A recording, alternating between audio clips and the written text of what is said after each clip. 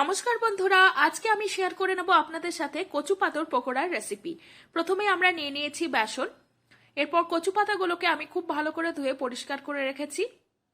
বেসনের ব্যাটারটা বানানোর জন্য দিয়ে দিলাম স্বাদমতো লবণ, হলুদ, ধনে জিরে গুঁড়ো, সামান্য পরিমাণ জল দিয়ে ভালো করে এটাকে গুলে নিতে হবে। কচু পাতার শিরাগুলোকে প্লেন ভাবে কেটে নিতে হবে।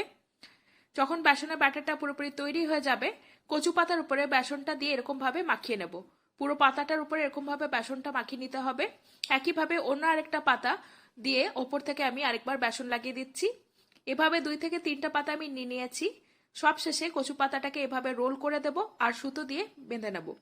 এরপর এটাকে স্টিম হতে দিয়ে দিয়েছিলাম 15 থেকে 20 মিনিটের মতো। খুব ভালো করে যখন স্টিম হয়ে গেছে তখন এগুলোকে আমি পিস পিস করে কেটে নেব। আর এই কচু পাতার পিসগুলোকে আমরা ফ্রাই করে নেব তেলের মধ্যে।